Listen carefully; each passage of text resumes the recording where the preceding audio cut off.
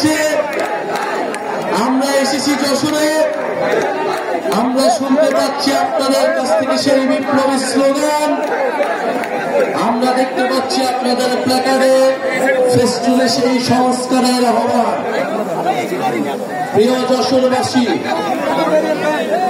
জাতীয় নাগরিক পার্টি দেশ গড়তে জুলাই পদযাত্রা শুরু করেছে। যেই জুলাই পদযাত্রায় যশোরের সাধারণ মানুষ, যশোরের জাতীয় নাগরিক পার্টির নেতৃবৃন্দ, জাতীয় যুব শক্তি, শ্রমিক লীগ এবং ছাত্রবৃন্দ, আপনাদেরকে জানাই অগ্রিম শুভেচ্ছা। আজকে আমরা এখানে এসেছি নতুন দেশ গড়ার আহ্বান জানাচ্ছি। এই গণ অভ্যুত্থানে আপনাদের যশোরের সন্তানেরাও শহীদ হয়েছেন। আমরা স্মরণ করছি সেই সকল শহীদদের। আমরা স্মরণ করছি শহীদ রাব্বিকে, শহীদ ইমতিয়াজকে,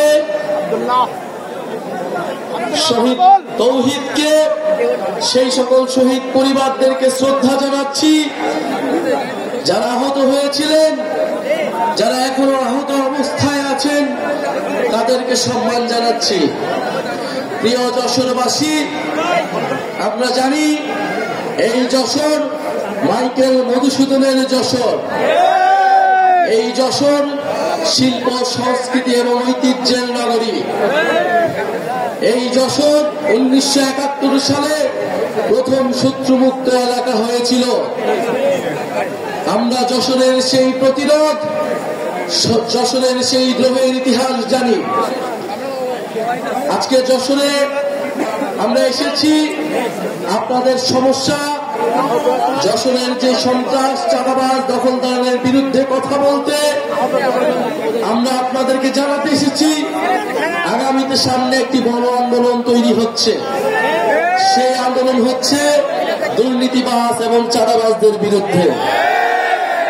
গণ অভ্যুত্থানের মাধ্যমে আমরা সংস্কার এনেছি, কিন্তু এই সংস্কার প্রক্রিয়া পদে পদে বাধাগ্রস্ত হচ্ছে দুর্নীতিবাজ, দখলদার এবং চাঁদাবাজদের কারণে। এবার আমাদের মাঠে নামতে হবে দুর্নীতিবাজ এবং চাঁদাবাজদের বিরুদ্ধে। আজকে লিখে রাখেন, বাংলাদেশের সামনে একটি বড় আন্দোলন তৈরি হতে যাচ্ছে দুর্নীতির বিরুদ্ধে এবং চাঁদাবাজের বিরুদ্ধে। দুর্নীতি যারাই করবে, যদি এনসিপির লোকেরা করে, তার বিরুদ্ধে সাধারণ মানুষজন যারা দুর্নীতিবাজ, নানান দলের বিরুদ্ধে ভিতরে অনুপ্রবেশ করেছেন, তারা এখনই সাবধান হয়ে যান, হুঁশিয়ার হয়ে যান। প্রিয় যশোরবাসী, আমরা জানি যশোরের স্বাস্থ্য অব্যবস্থাপনা, মানুষ এখানে স্বাস্থ্য সুবিধা পায় না। এখানে একটি করোনারি কেয়ার ইউনিটের কথা আমরা শুনেছি, যেটি অনেক বড় হাসপাতাল হওয়ার কথা থাকলেও সেটি এখনো সম্পূর্ণভাবে চালু করা সম্ভব হয়নি। সেখানে আইসিইউ চালু করা সম্ভব হয়নি। মানুষকে এখনো খুলনায় যেতে হয়, আরো দূর দূরান্তে যেতে হয়। আমরা চাই যশোরের মানুষ যশোরেই সেবা পাবে। আমরা চাই যশোরের মানুষ যশোরেই শিক্ষা পাবে। আমরা ভবদহ বিলের জলাবদ্ধতার কথা জানি। আমরা এই যশোর এলাকার জেলার যে জলাবদ্ধতার সমস্যা রয়েছে দীর্ঘদিন ধরে, মানুষের ভোগান্তি হচ্ছে, সেই সমস্যার কথা জানি। গণ অভ্যুত্থানের পরে যে অন্তর্বর্তী সরকার এসেছে, যেই নতুন সময় এসেছে, যেই নতুন রাজনীতি এসেছে, আমরা চাই এই সময়ে এসে এই যশোরবাসীর দীর্ঘদিনের সমস্যা, দীর্ঘদিনের ভোগান্তি দূর হবে এবং এই দূর করার দায়িত্ব নিতে হবে জাতীয় নাগরিক পার্টির নেতৃবৃন্দকে। আমরা বেনাপোলের দুর্নীতির কথা জানি, মাদক পাচারের কথা জানি, সীমান্ত দিয়ে। এই সকল সমস্যার বিরুদ্ধে গণ অভ্যুত্থানের ছাত্র তরুণ নাগরিকদেরকে দাঁড়াতে হবে। যে কোনো ভাবে গণ অভ্যুত্থানে আপনারা দেশের স্বাধীনতা, সার্বভৌমত্বের পক্ষে দাঁড়িয়েছিলেন, ঠিক একইভাবে আমাদেরকে আবারও যশোর সহ পুরা বাংলাদেশের সাধারণ মানুষের সমস্যার কথা বলতে হবে। ভয় পাবেন না কোনো চাঁদাবাজকে, ভয় পাবেন না কোনো দুর্নীতিবাজকে, ভয় পাবেন পাবেন না কোন দখলদারকে। একটি রাজনৈতিক দল তাদের লক্ষ লক্ষ কোটি কোটি মানুষের কথা আমাদের বলে, এই কোটি কোটি মানুষের দল নাকি তাদের? এই কোটি কোটি মানুষ, লক্ষ লক্ষ মানুষ আমাদেরকে দেখায়েন না। আমরা ফ্যাসিবাদের আমলে দেখেছি কার কত মানুষ ছিল, সেই মানুষেরা কত কত আন্দোলন গড়ে দিয়েছিল। ঢাকা বিশ্ববিদ্যালয়ে আমরা 10 জন মানুষ নিয়ে দাঁড়িয়েছিলাম। বিশ্ববিদ্যালয়গুলোতে এই গণঅভ্যুত্থানে আপনারা মনে মনে 10 জন, 20 জন, 100 জন মানুষ নিয়ে আন্দোলন শুরু করা হয়েছিল।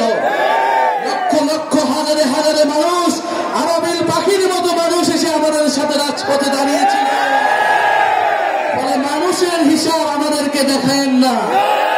যদি নৈতিকতার সাথে থাকেন, যদি ইনসাফের সাথে থাকেন, একজন মানুষ 1 লক্ষ মানুষের থেকেও শক্তিশালী।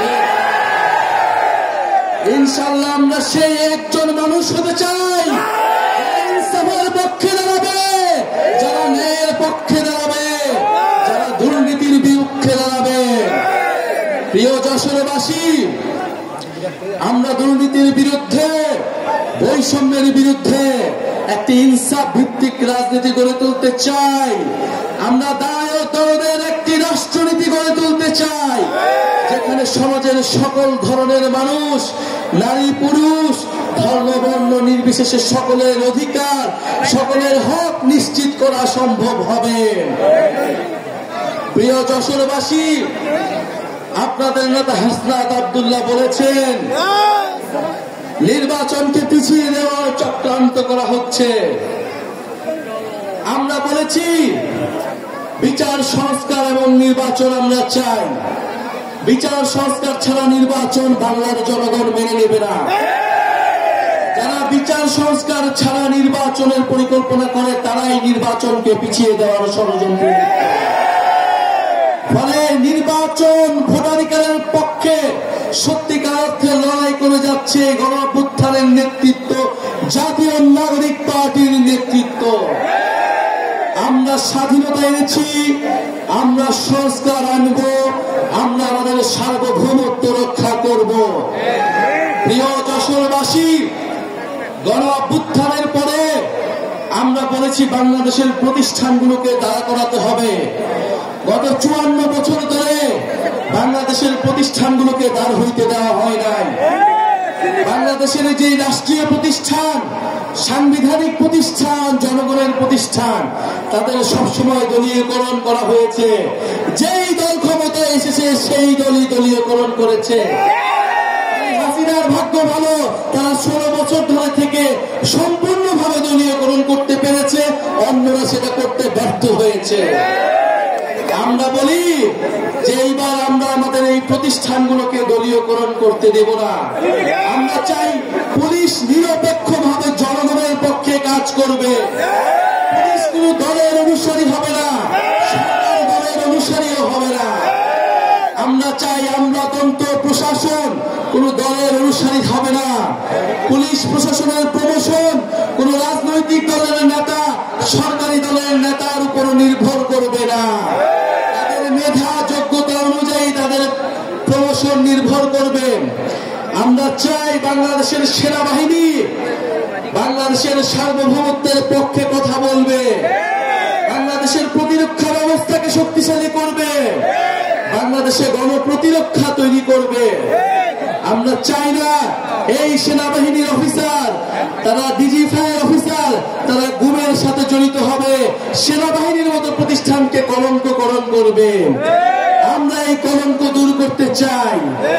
আমরা বন্ধুগণ, নির্বাচন কমিশন গত 16 বছর সবচেয়ে বেশি দলীয়করণ করা হয়েছে।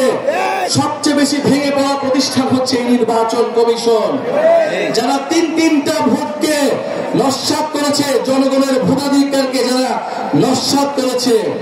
এই নির্বাচন কমিশনকে অবশ্যই শক্তিশালী হতে হবে। এই নির্বাচন কমিশনকে নিরপেক্ষভাবে নিয়োগ দিতে হবে। দুর্নীতি দমন কমিশনকে নিরপেক্ষভাবে নিয়োগ দিতে হবে। কিন্তু আমরা দেখতেছি এই নির্বাচন কমিশন, এই দুদক, এই পিএসসি যেরকম ভাবে আগে নিয়োগপ্রাপ্ত হবে, এখনো নাকি সেইভাবেই নিয়োগপ্রাপ্ত হবে।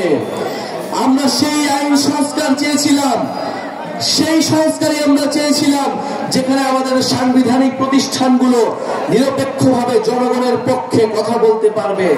যদি গণ অভ্যুত্থানের পরেও আমাদের পুলিশ প্রশাসন, সেনাবাহিনী, আমাদের নির্বাচন কমিশন যদি ঠিক না হয়, জনগণের পক্ষে না হয়, তাহলে এই দেশের ভবিষ্যৎ সম্পূর্ণভাবে অন্ধকার। কিন্তু এই গণ অভ্যুত্থানের নেতৃবৃন্দ, জাতীয় নাগরিক পার্টির নেতৃবৃন্দ সেই অন্ধকার আসতে দেবে না, দেবে না, দেবে না।